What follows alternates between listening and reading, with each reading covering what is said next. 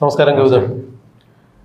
ഡൽഹിയിൽ 26 ദിവസമായിട്ട് വിദ്യാർത്ഥി പ്രക്ഷോഭം നടക്കുന്നു. CJP എന്ന് പറയുന്ന പാറ്റ പാർട്ടിയുടേതാണ് അവരുടെ ഈ സമരം നടക്കുന്നത്. പിന്നീട് സാമൂഹ്യ പ്രവർത്തനായ വാങ്ചുങ്ങൊക്കെ ഇപ്പോൾ 26 ദിവസമായി നിരാഹാരം അനുഷ്ഠിക്കുന്നു.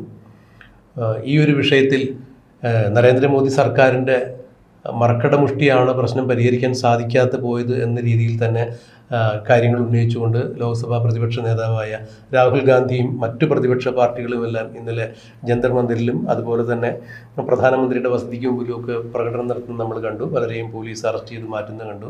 ഈ ജന്തർ മന്ദിറിൽ സമരം ചെയ്യുന്ന കുട്ടികളെ തലയടിച്ച് പൊളിക്കുന്ന കാഴ്ചയൊക്കെ നമ്മൾ കണ്ടു. കേരളത്തിൽ നടന്ന രക്ഷാപ്രവർത്തനം പോലുള്ള ഒരു പരിപാടി. ഇന്നിപ്പോൾ വിദ്യാർത്ഥികളുടെ പ്രതിനിധികളെ ചർച്ചയ്ക്ക് വിളിച്ചിട്ടുണ്ടായിരുന്നു. BJPയുടെ വക്താക്കളായ JP നദ്ദയും ജിതേന്ദ്ര സിംഗും അടക്കമുള്ള ആളുകളായിട്ടാണ് ഈ വിദ്യാർത്ഥി പ്രതിനിധികൾ ചർച്ച ചെയ്ത് ഏതാണ്ട് 3 മണിക്കൂർ നേരം ആ ചർച്ച തുടർന്നു പോയി. സൗരവ് ദാസും അശുതോഷ് റാങ്കി എന്ന് പറയുന്ന 2 കുട്ടികളാണ് ചർച്ച ചെയ്തത്. ഈ ചർച്ചയിൽ അവർ കൂടുതൽ കാര്യങ്ങളൊന്നും സംസാരിച്ചില്ല. ആകെ 3 വിഷയങ്ങൾ അവർ ഉന്നയിച്ചത്. ഒന്ന്, ധർമ്മേന്ദ്ര പ്രധാൻ എന്ന കേന്ദ്ര വിദ്യാഭ്യാസ വകുപ്പ് മന്ത്രി ഈ നീറ്റ് പരീക്ഷയിൽ നടന്ന ക്രമക്കേടുമായി ബന്ധപ്പെട്ട് അതിൻ്റെ ധാർമ്മിക ഉത്തരവാദിത്തം ഏറ്റെടുത്ത് രാജിവെക്കണം. മറ്റൊന്ന്, ഈ നീറ്റ് പരീക്ഷയുടെ ക്രമക്കേടുകളിൽ മനം നൊന്ത് ആത്മഹത്യ ചെയ്ത കുട്ടികളുടെ കുടുംബങ്ങൾക്ക് മതിയായ രീതിയിൽ നഷ്ടപരിഹാരം നൽകണം. 1 കോടി രൂപ വെച്ചെങ്കിലും ഒരു കുട്ടിയുടെ വീട്ടിൽ കൊടുക്കണം, അല്ലെങ്കിൽ അവരുടെ ബന്ധുക്കൾക്ക് കൊടുക്കണം. 20 കുട്ടികളാണ് ഇതുവരെ മരണപ്പെട്ടിരിക്കുന്നത്, ആത്മഹത്യ ചെയ്തിരിക്കുന്നത്. പിന്നീട് പറഞ്ഞൊരു കാര്യം, ഈ സമരവുമായി ബന്ധപ്പെട്ട് പോലീസ് ഈ കുട്ടികൾക്ക്, സമരപന്തലിലെത്തിയ കുട്ടികൾക്കും സമരം ചെയ്യാനെത്തിയ കുട്ടികൾക്കുമെല്ലാം എതിരെ എടുത്തിരുന്ന എല്ലാ കേസുകളും, FIR ഇട്ട കേസുകളടക്കം പിൻവലിച്ച് ആ കുട്ടികളെ അതിൽ നിന്ന് നിരുപാധികം വിട്ടയക്കണം. എന്നാൽ ഈ അവസാനം പറഞ്ഞ 2 കാര്യങ്ങളിലും നദ്ദയും ജിതേന്ദ്ര സിംഗും കുട്ടികൾക്ക് ഉറപ്പ് നൽകി. ഒരു തരത്തിലുള്ള കേസുകളും കുട്ടികളുടെ പേരിലുണ്ടാവില്ല. FIR ഇട്ട കേസുകൾ റദ്ദ് ചെയ്യും. നഷ്ടപരിഹാരം കൊടുക്കണം ആത്മഹത്യ ചെയ്ത കുട്ടികൾക്ക്, അവരുടെ വീട്ടുകാർക്ക് എന്ന് പറഞ്ഞാൽ അതും നമുക്ക് പരിഹരിക്കാം. എന്നാൽ ധർമ്മേന്ദ്ര പ്രധാൻ രാജിവെക്കണം എന്നൊരു വിഷയം ഇപ്പോൾ സംസാരിക്കാൻ, അല്ലെങ്കിൽ ഇപ്പോൾ ഒരു തീരുമാനം പറയാൻ പറ്റില്ല. നാളെ ഉച്ചവരെ അതിന് സമയം വേണം എന്ന് പറയുമ്പോൾ തീർച്ചയായും അതിനൊരു പോസിറ്റീവായ രീതിയിലേക്ക് കാര്യങ്ങൾ നീങ്ങുന്നു എന്ന് വേണം മനസ്സിലാക്കാൻ. മാത്രമല്ല, വാങ്ചുങ്ങുമായി ഈ BJP സർക്കാരിൻ്റെ ഭാഗത്ത് നിന്നൊരു അനുരഞ്ജനത്തിലേക്ക് മാറി. വാങ്ചുങ് നിരാഹാരം അവസാനിപ്പിച്ചു. കുട്ടികളുടെ കാര്യത്തിൽ ഒരു തീരുമാനം ഉണ്ടാവണം, അവർക്ക് നഷ്ടപരിഹാരം കൊടുക്കണം, ഇനിയും പരീക്ഷയിൽ ക്രമക്കേടുകൾ ഉണ്ടാകാൻ പാടില്ല, പാർലമെൻറ്റിൽ ഇത് ഉന്നയിക്കണം. അപ്പോൾ സർക്കാരിൻ്റെ ഭാഗത്തു നിന്ന് അതിനൊരു തീരുമാനം അവർ പറഞ്ഞു. ഇനി എന്തെങ്കിലും ഒരു ക്രമക്കേട് ഉണ്ടാവുകയാണെങ്കിൽ കണ്ടെത്തി കഴിഞ്ഞാൽ തീർച്ചയായും അവർക്ക് 10 വർഷം തടവ് കൊടുക്കും, 10 കോടി രൂപ അവർക്ക് നഷ്ടപരിഹാരം ഏർപ്പെടുത്തും. ഇങ്ങനെയുള്ള കാര്യങ്ങളൊക്കെ തത്വത്തിലൊരു ധാരണയായെന്ന് പറയുമ്പോൾ ഈ വിഷയത്തിൽ നിന്നും BJPക്ക് ഏത് വിധേനയും തടി തപ്പണം, തലയൂരണം, പ്രശ്നം പരിഹരിക്കണം. ഇല്ല എന്നുണ്ടെങ്കിൽ മുൻപ് ഡൽഹിയിൽ നടന്ന കർഷക സമരം പോലെ സർക്കാരിന് തിരിച്ചടിയാവും എന്നവർ തിരിച്ചറിഞ്ഞു. പ്രതിപക്ഷ നേതാവ് രാഹുൽ ഗാന്ധി അടക്കമുള്ള ആളുകൾ ഈ കാര്യത്തിൽ ബന്ധപ്പെട്ടപ്പോൾ വലിയ തലവേദനയാകും എന്ന് തിരിച്ചറിഞ്ഞു. ഇനി അറിയാനുള്ളത് ധർമ്മേന്ദ്ര പ്രധാൻ രാജിവെക്കുമോ എന്നുള്ളതാണ്. എങ്ങനെയാണ് ഗൗതം ഇതിനെ നോക്കിക്കാണുന്നത്? ധർമ്മേന്ദ്ര പ്രധാൻ രാജിവെക്കുകയാണെങ്കിൽ അണ്ണാ ഹസാരെ കഴിഞ്ഞ ദിവസം പറഞ്ഞ പോലെ അത് BJPക്ക് ഗുണകരമായിട്ട് മാറുമെന്നാണ് അണ്ണാ ഹസാരെ പറഞ്ഞത്.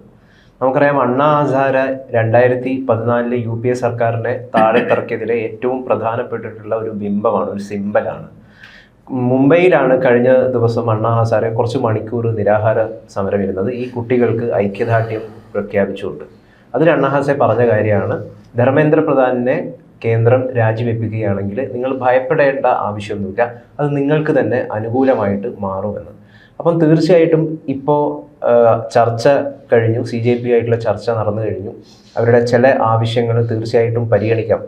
പ്രതിപക്ഷം ഇപ്പോൾ പറഞ്ഞ പോലെ അത്തരം ആവശ്യങ്ങൾ പരിഗണിക്കാമെന്ന് വാക്ക് കൊടുത്തിട്ടുണ്ട്. ഇത് ബില്ലായിട്ട് തിങ്കളാഴ്ച അവതരിപ്പിക്കാം, അതായത് ഫാസ്റ്റ് ട്രാക്ക് കോടതിയെക്കുറിച്ചുള്ള ഈ കാര്യം പറഞ്ഞിട്ടുണ്ട്. അപ്പം ഇനി ധർമ്മേന്ദ്ര പ്രധാനിലേക്കാണ് ഉറ്റുനോക്കുന്നത്. നാളെ ഉച്ചവരെ സമയം കൊടുത്തിരിക്കുകയാണ്. നമുക്ക് നിലവിൽ ലഭിക്കുന്ന പല വിവരങ്ങളും അനുസരിച്ചിട്ട് നമ്മൾ BJPയിലെ തന്നെ പല പ്രമുഖരായിട്ടുള്ള ആളുകളോടൊക്കെ സംസാരിച്ചതിൻ്റെ അടിസ്ഥാനത്തിൽ മനസ്സിലാകുന്നൊരു കാര്യം, ധർമ്മേന്ദ്ര പ്രധാനെ കേന്ദ്രം രാജിവെപ്പിക്കും എന്നുള്ളതാണ്. കാരണം ഈ ഒരു സമരം എന്ന് പറയുന്നത് BJP പ്രതീക്ഷിച്ച ലെവലിൽ നിന്ന് വല്ലാത്ത രീതിയിൽ വേറൊരു ലെവലിലേക്ക് അത് മാറിപ്പോയി. അവരെ തന്നെ വലിയ അപകടങ്ങളിലേക്ക് ചെന്നെത്തിക്കുന്ന സാഹചര്യത്തിൽ വരെ എത്തി നിന്നിട്ടുണ്ട്. അപ്പോൾ അതിൽ നിന്ന് എങ്ങനെ മറികടക്കാം, എങ്ങനെ തിരിച്ചു കയറാം? ശരിക്കും വാസ്തവത്തിൽ കൃത്യമായിട്ട് പറഞ്ഞാൽ ഈ സമരം കൊണ്ട് യഥാർത്ഥത്തിൽ BJPക്ക് ഗുണം കിട്ടണം.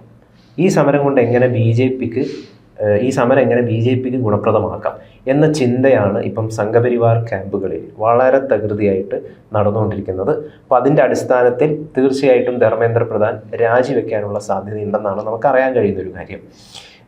കർഷക സമരം 1 വർഷത്തോളം നീണ്ടു നിന്നു. ആ 1 വർഷത്തോളം നീണ്ടു നിന്നതിൻ്റെ പാഠം BJP ഉൾക്കൊള്ളുന്നുണ്ടെങ്കിൽ തീർച്ചയായിട്ടും ധർമ്മേന്ദ്ര പ്രധാനെ അവർ രാജിവെപ്പിക്കും. 2024 കേവല ഭൂരിപക്ഷം പോലും അവർക്ക് കിട്ടിയില്ല. 400ഓളം സീറ്റുകൾ നമ്മൾ നേടുമെന്ന് പറയുന്ന ഒരു വലിയ അഹങ്കാരം, അതിനെ മുൻനിർത്തിയാണ് യഥാർത്ഥത്തിൽ തിരഞ്ഞെടുപ്പിനെ അവർ നേരിട്ടത്. പക്ഷേ റിസൾട്ട് വന്നു കഴിഞ്ഞപ്പോൾ കേവല ഭൂരിപക്ഷം പോലും കിട്ടിയില്ല. കോൺഗ്രസ്സിന് 99 സീറ്റ് കിട്ടി. ഭാരത് ജോഡോ യാത്ര നടത്തിയതിൻ്റെ ഒരു പോസിറ്റീവായിട്ടുള്ളൊരു ഘടകമായിരുന്നു ആ 99 സീറ്റ് രാഹുൽ ഗാന്ധിയുടെ. അപ്പം ഇവിടെ തീർച്ചയായിട്ടും അവിടെ നിന്ന് പാഠം ഉൾക്കൊള്ളുകൊണ്ട് ധർമ്മേന്ദ്ര പ്രധാൻ രാജിവെക്കും എന്നാണ് നമുക്കറിയാൻ കഴിയുന്നൊരു കാര്യം. ഇനിയിപ്പോൾ അഥവാ രാജിവെച്ചിട്ടില്ലെങ്കിൽ എന്ത് സംഭവിക്കും? രാജിവെക്കുന്നത് വരെ രാജ്യവ്യാപകമായിട്ട് CJP അഭിജിത് ദീപ്കെ പറഞ്ഞു സമരം വ്യാപിപ്പിക്കും എന്ന് പറഞ്ഞു. അത് വേണ്ടാത്ത രീതിയിലുള്ള പ്രശ്നങ്ങളിലേക്കായിരിക്കും കൊണ്ടുപോവുക. ധർമ്മേന്ദ്ര പ്രധാനെ രാജിവെപ്പിക്കുകയാണെങ്കിൽ ഒരു സാരം കൂടി BJPക്ക് ക്രെഡിറ്റ് ആയിട്ട് ഏറ്റെടുക്കാം. കാരണം എന്താണെന്ന് വെച്ച് കഴിഞ്ഞാൽ ഇപ്പോഴും പലരും ധരിച്ചു വെച്ചിരിക്കുന്നത് UPA സർക്കാരിൻ്റെ കാലത്ത് ഒരു ചോദ്യപേപ്പറും ലീക്കായിട്ടില്ല, വളരെ സുതാര്യമായിട്ടാണ് എല്ലാ പരീക്ഷകളും രാജ്യത്ത് നടന്നത് എന്നൊക്കെയാണ്. തെറ്റാണ്. ഏതാണ്ട് 14ഓളം വരുന്ന ചോദ്യപേപ്പറുകൾ വിവിധ കാലഘട്ടങ്ങളിൽ നിരവധി തവണയായിട്ട് അതെ കോൺഗ്രസ് ഭരിക്കുന്ന സമയത്ത് ലീക്ക് ചെയ്തിട്ടുണ്ട്. ആ സമയത്തൊന്നും ഉത്തരവാദിത്തം ഏറ്റെടുത്തുകൊണ്ട് ഒരു മന്ത്രി പോലും രാജിവെച്ചിട്ടില്ല. അപ്പം BJPക്ക് അപ്പം എന്ത് പറയാം? ഇത് ഉയർത്തി കാണിച്ചുകൊണ്ട് BJPക്ക് തെരഞ്ഞെടുപ്പ് നേരിടുമ്പോൾ അല്ലെങ്കിൽ ഏതെങ്കിലും റാലികളിലോ മോദിക്ക് പറയാം, ഇതായി രാജ്യത്തെ യുവാക്കൾ ഒരു പ്രശ്നവുമായി വന്നപ്പോൾ നമ്മൾ വളരെ കൃത്യമായിട്ട് നടപടിയെടുത്തു, ഒരു മന്ത്രിയെ രാജിവെപ്പിച്ചു, ഫാസ്റ്റ് ട്രാക്ക് കോടതി മുമ്പോട്ട് വെച്ചു. അപ്പം പുതുതലമുറയെ കേൾക്കുന്ന, അവരെ ഉൾക്കൊള്ളുന്ന, അവരുടെ ഒരു പ്രശ്നത്തിന് വേണ്ടിയിട്ട് പ്രവർത്തിക്കുന്ന ഒരു സർക്കാരാണ് BJP സർക്കാർ, മോദി സർക്കാർ എന്ന് വളരെ കൃത്യമായിട്ട് അവർ നെറേറ്റീവ് ബിൽഡ് ചെയ്യാനായിട്ട് BJPക്ക് സാധിക്കുമെന്നുള്ളതാണ്. മറ്റൊരു വിഷയം കൂടി അവിടെ BJPക്ക് വലിയ ഡെമോക്രസിന്റെ വാള് പോലെ അവരുടെ തലയിലുണ്ട്. കാരണം ഇവരുടെ പ്രസ്റ്റീജ് വിഷയമായിട്ട് ഉയർത്തിക്കൊണ്ടുവന്നതാണ് അയോധ്യ രാമക്ഷേത്രം.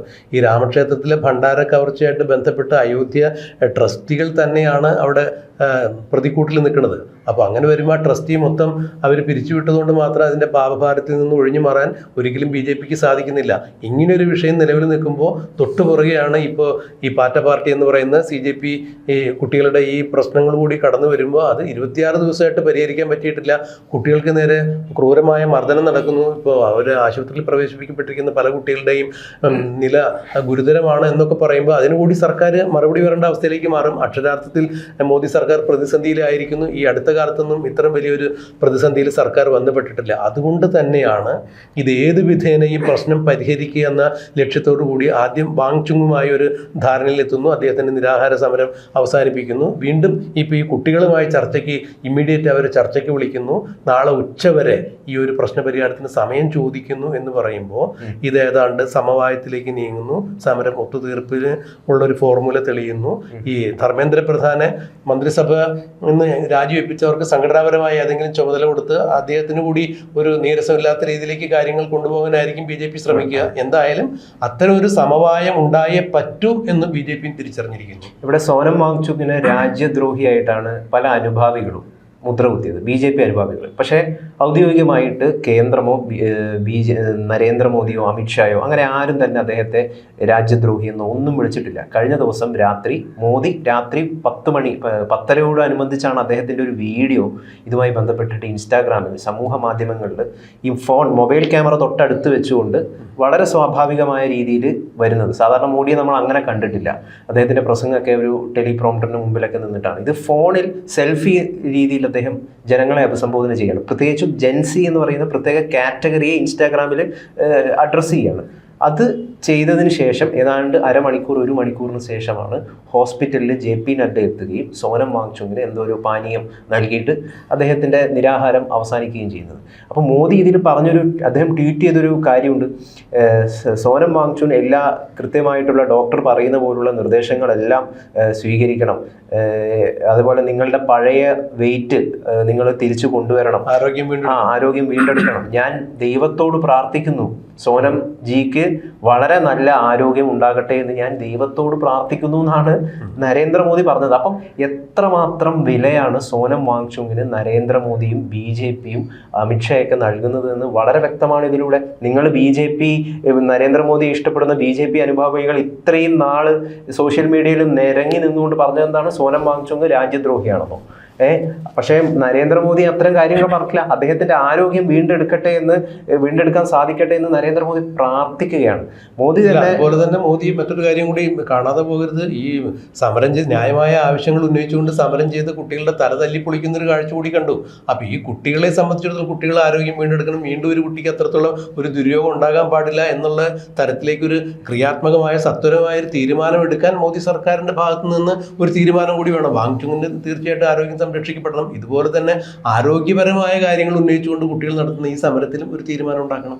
തീർച്ചയായും രാജ്യത്തെ യുവാക്കളുടെ കരുത്തിനെ കുറിച്ചിട്ട്, അവരാണ് രാജ്യത്തിന്റെ ഭാവി എന്നൊക്കെ കഴിഞ്ഞ ദിവസം തന്നെ രാവിലെ നരേന്ദ്രമോദി വ്യക്തമാക്കിയതാണ്. അതിനുശേഷമാണ് അദ്ദേഹത്തിന്റെ ഒരു ഇൻസ്റ്റാഗ്രാം വീഡിയോ പ്രത്യക്ഷപ്പെട്ടത്. അത് കൃത്യമായിട്ട് അദ്ദേഹം നൽകിയൊരു പൊളിറ്റിക്കൽ മെസ്സേജാണ് ആ ഇൻസ്റ്റാഗ്രാം വീഡിയോ എന്ന് പറയുന്നത്. എന്താണ് ആ പൊളിറ്റിക്കൽ മെസ്സേജ്? ആ പൊളിറ്റിക്കൽ മെസ്സേജ് എന്ന് പറയുന്നത്, എനിക്ക് ജെൻസി കുട്ടികളുമായിട്ട് ഡീല് ചെയ്യാൻ, അവരുമായിട്ട് എങ്ങനെയാണ് ഇടപെടേണ്ടതെന്ന് എനിക്ക് വളരെ കൃത്യമായിട്ട് അറിയാമെന്നതിൻ്റെ കൃത്യമായിട്ടുള്ള മെസ്സേജ് ആയിരുന്നു മോഡിയുടെ ആ വീഡിയോ. കാരണം സാധാരണ ഒരു 8 മണി സമയത്തൊക്കെയാണ് മോദി എന്തെങ്കിലും ഒരു പത്രസമ്മേളനം നടത്തുക, അല്ലെങ്കിൽ സാധാരണ രാജ്യത്തെ അഭിസംബോധന ചെയ്യാറുള്ളത്. ഇത് 10:30 കഴിഞ്ഞ് 10:45, 11 മണി സമയത്താണ് അദ്ദേഹം ഇൻസ്റ്റാഗ്രാമിൽ വീഡിയോ ആയിട്ട് വരുന്നത്. എന്തിനാണ് ആ സമയം തന്നെ തിരഞ്ഞെടുത്തത്? രാത്രി ജെൻസി എന്ന് പറയുന്ന കുട്ടികൾ ഈ സമയത്ത് ഉണർന്നിരിക്കുന്ന സമയമാണ്, അവർ രാത്രി കിടക്കില്ല എന്ന് വളരെ കൃത്യമായിട്ട് അദ്ദേഹത്തിന് അറിയാം. അതുകൊണ്ട് അതേ സമയം തിരഞ്ഞെടുത്തുകൊണ്ട് ഇങ്ങനെ ഒരു കാര്യം അദ്ദേഹം വരുന്നു. അതേപോലെ പല രീതിയിൽ. അപ്പം തീർച്ചയായിട്ടും ഈ CJP സമരത്തെ എങ്ങനെ BJP ഗുണപ്രദമാക്കും എന്ന ചിന്തയിലേക്ക് അവർ കടന്നിരിക്കുകയാണ്. അതിൻ്റെ അടിസ്ഥാനത്തിൽ ധർമ്മേന്ദ്ര പ്രധാൻ രാജിവെക്കാനുള്ള എല്ലാ സാധ്യതയുമാണ് നിലവിലുള്ളത്. ധർമ്മേന്ദ്ര പ്രധാൻ്റെ കാലഘട്ടത്തിൽ ഏതാണ്ട് 3ഓളം വരുന്ന പേപ്പറുകളാണ് പല വിവിധ സമയങ്ങളിലായിട്ട് ലീക്കായിട്ടുള്ളത്. അപ്പം എന്തെങ്കിലും തീർച്ചയായിട്ടും ഇതൊരു അക്കൗണ്ടബിൾ ആയിട്ടുള്ള സർക്കാരാണ് എന്ന് രാജ്യത്തോട് പറയേണ്ട ആവശ്യം തീർച്ചയായിട്ടും BJPക്ക് ഉണ്ട്. അത് അവർ ചെയ്യും എന്ന് തന്നെയാണ് നമ്മൾ പ്രതീക്ഷിക്കുന്നത്.